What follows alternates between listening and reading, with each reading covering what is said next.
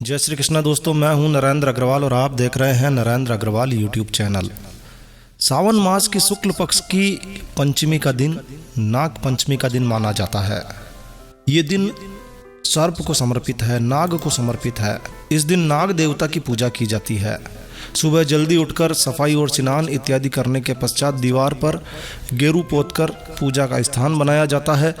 कच्चे दूध में कोयला घिसकर उससे गेरू से बने स्थान पर घर जैसी आकृति और उसके अंदर 5 फन वाले नाग देवता की आकृति बनाई जाती है। नाग देवता बनाने का यह एक अन्य तरीका है कि इसमें एक रस्सी के साथ गांठ लगा ली जाती है और फिर इसे पाटे पर रखकर इसकी पूजा की जा सकती है। तो एक तरीका यह भी है नाग देवता की पूजन का। अब यदि संभव हो तो नाग की बमई पर एक कटोरी दूध चढ़ाकर भी पूजा की जा सकती है। कई लोग करते हैं। अगर नाग की बमई ना हो, नाग की बम्बी ना मिले तो दीवार पर बने या फिर पाटे पर विराजमान नाग देवता की पूजा भी की जा सकती है। नाग पंचमी के दिन नाग देवता का पूजा का एक विशेष महत्व है। पूजा के लिए रोली अक्षत से टीका करके मूली, पुष्प, गंध इत्यादि नाग देवता को अर्पित की जाती है। भीगा हुआ अनाज, धान, खील, दूर्वा, खीर या दूध, मिठाई इत्यादि अर्पित की जाती है और फिर नाग पंचमी की कथा सुनी जाती है। कहते हैं कि नाग पंचमी की कहानी सुनने मात्र से ही इस कहानी का पूरा फल मिलता है। नाग पंचमी की कहानी बेहद पवित्र कहानी मानी जाती है और ऐसा माना जाता है जो व्यक्ति नाग पंचमी के दिन नाग देवता का पूजन करता है और ये कहानी सुनता है उसे कभी सर्प दोष नहीं होता है और ऐसे लोगों को सर्प कभी काटता नहीं है, डसता नहीं है। तो आइए इस कहानी का श्रवण करते हैं। दोस्तों, यदि आपने एक बार इस कहानी को सुनना प्रारंभ कर दिया है तो कृपया इस कहानी को पूरा सुनिए, क्योंकि पूरा सुनने पर ही इस कहानी का फल आपको मिलने वाला है। तो आइए शुरू करते हैं। ये बहुत प्राचीन बात है, बहुत पुरानी बात है। किसी नगर में एक बड़े सेठ जी रहा करते थे। उन सेठ जी के 7 पुत्र थे, 7 बेटे थे। 7 बेटे विवाहित थे तो उनके 7 बहुएं भी थी। लेकिन सबसे छोटी बहू जो थी उसके पीहर पक्ष में कोई था नहीं, कोई भाई, माता पिता कुछ भी नहीं था। इस बात का उसे सदैव दुख रहता था। एक दिन बड़ी बहू ने कहा कि लीपने पोतने के लिए पीली मिट्टी लेकर आनी है। तो सभी बहुओं को बुलाया। बड़ी बहू थी, सभी बहुओं को बुलाया, चलो जंगल चलेंगे, जंगल में मिट्टी खोद कर लेकर आएंगे। तो सभी बहुएं, जो छोटी बहुएं थी सभी, वो सब बड़ी बहू के साथ चल दी। जब मिट्टी की खुदाई की गई तो वहाँ उन्होंने देखा कि एक सांप बैठा हुआ है। बड़ी बहू ने उस सांप को खुरपी से मारने का प्रयास किया, लेकिन जो सबसे छोटी बहू थी उसने बड़ी बहू को सांप को मारते हुए देख लिया तो वो जोर से चिल्लाई, ठहरो, रुको, मत मारो। क्यों इस निरपराध सर्प को तुम मारने जा रही हो? छोड़ दो उसे। छोटी बहू की बात सुनकर बड़ी बहू सांप को छोड़ देती है। बड़ी बहू सांप को नहीं मारती है, सांप एक तरफ जाकर बैठ जाता है। तब छोटी बहू उस सांप से कहती है, हम अभी लौट कर आएंगे, अभी लौट कर आएंगे और तुम्हारे लिए दूध लेकर आएंगे, तुम यहीं रहना। ऐसा कहकर सभी बहुएं मिट्टी लेकर घर चली आती है और अपने अपने कामों में, अपने अपने कार्यों में व्यस्त हो जाती है। अब सभी अपने कामों में व्यस्त हो जाती है तो छोटी बहू भी अपने काम में व्यस्त हो जाती है। वो भूल जाती है कि उसने सांप से कुछ वादा किया था। लेकिन अगले दिन उसे याद आता है कि वो सर्प को दूध तो पिलाकर आई ही नहीं। तो वो दूध लेकर उसी स्थान पर जाती है तो क्या देखती है कि सांप वहाँ पर उसका इंतजार कर रहा होता है, बैठा होता है। छोटी बहू वहाँ जाते ही सांप को बोलती है, मुझे क्षमा कर दो भैया, मैं कल भूल गई थी और आज मैं तुम्हारे लिए दूध लेकर आई हूँ।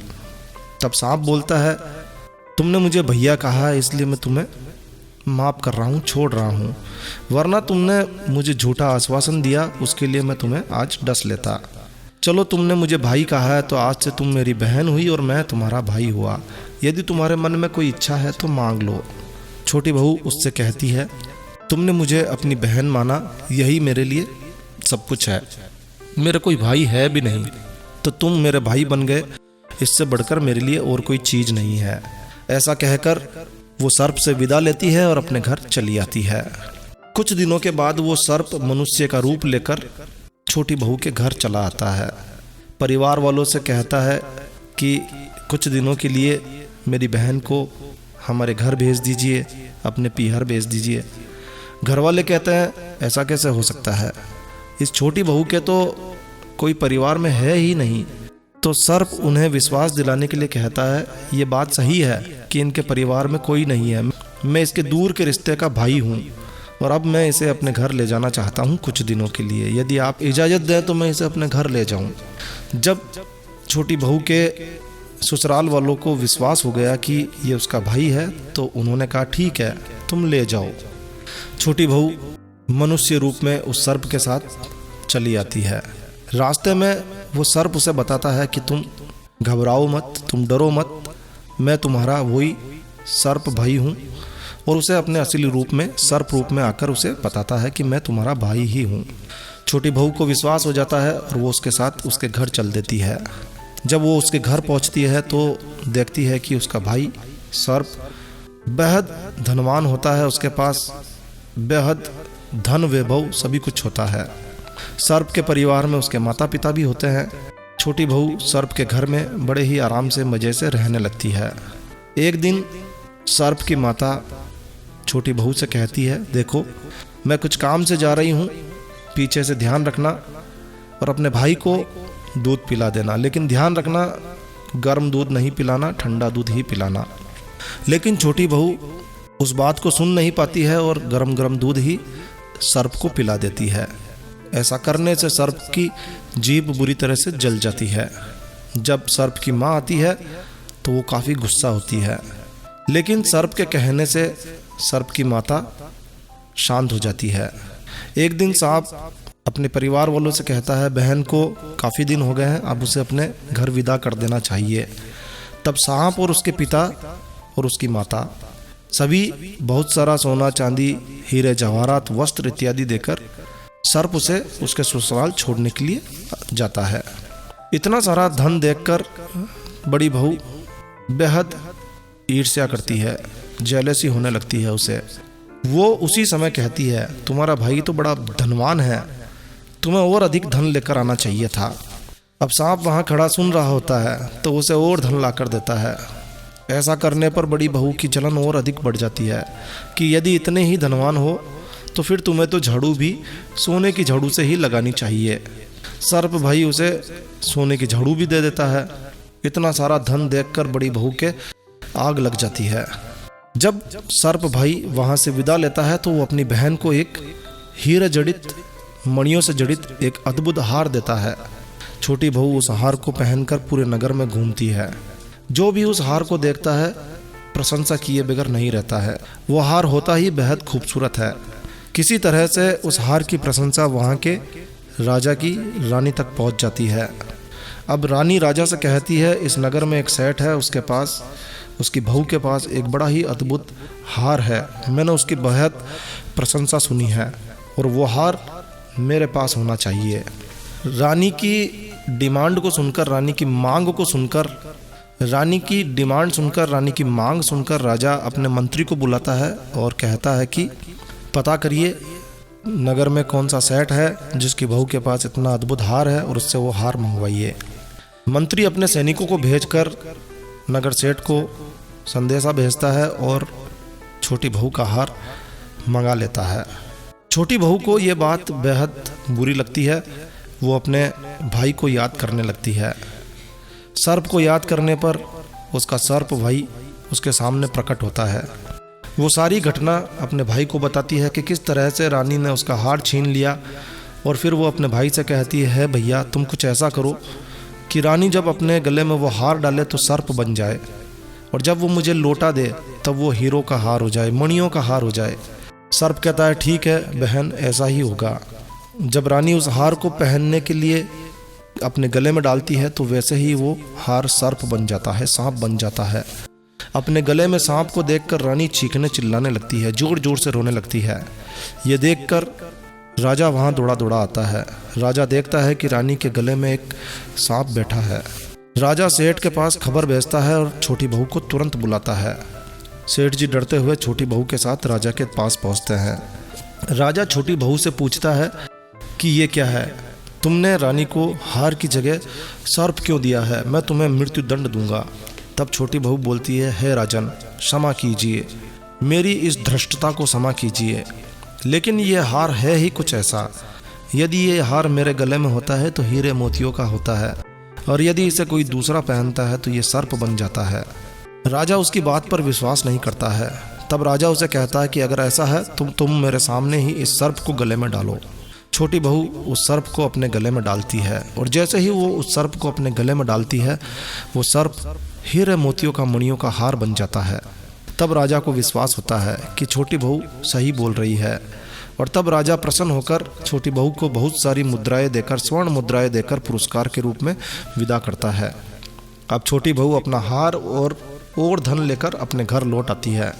और ऐसी स्थिति में जब बड़ी बहू देखती है कि छोटी बहू हार भी ले आई है और बहुत सारा धन भी लेकर आई है, तो वो आग बबूला हो जाती है, उससे सहन नहीं होता है। एक दिन मौका पाकर वो छोटी बहू के पति को भड़काती है, यानी कि अपने देवर को भड़काने लगती है कि तुम्हारी स्त्री का चरित्र ठीक नहीं है, ना जाने वो किससे धन लेकर आती है। क्या तुमने कभी पता करने का प्रयास किया है कि वो इतना धन कहाँ से लेकर आ रही है? बड़ी बहू के भड़काने पर छोटी बहू का पति अपनी पत्नी से कड़क कर बोलता है कि तुम इतना धन कहाँ से लेकर आती हो, सही सही बताओ, अन्यथा मैं तुम्हारा त्याग कर दूंगा। ऐसी स्थिति में छोटी बहू उसे सारी घटना बताती है कि किस तरह से वो एक सर्प की जान बचाती है और किस तरह से सर्प लोक में जाकर वो रहकर आई है अपने भाई के पास, और वो सर्प उसका भाई है। लेकिन उसका पति इस बात पर विश्वास नहीं करता है कि भला ऐसा भी कुछ हो सकता है। तब छोटी बहू अपने भाई को याद करती है और उसे तुरंत आने के लिए निवेदन करती है।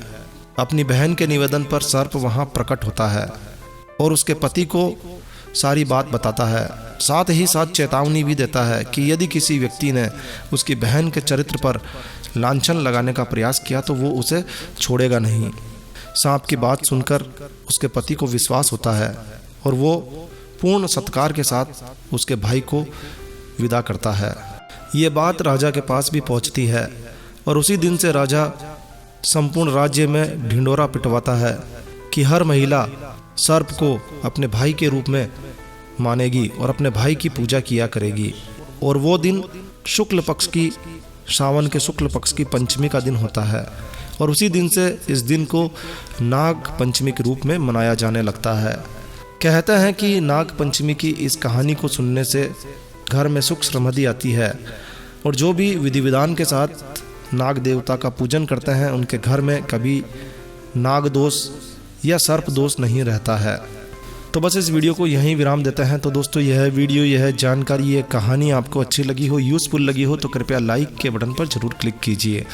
और यदि आपने हमारा ये चैनल सब्सक्राइब नहीं किया हुआ है तो कृपया चैनल सब्सक्राइब कर लीजिए, क्योंकि इस चैनल पर हम लेकर आते हैं आपके लिए तरह तरह की धार्मिक जानकारियाँ, होम रेमेडीज, होम टिप्स और टेक्निकल नॉलेज।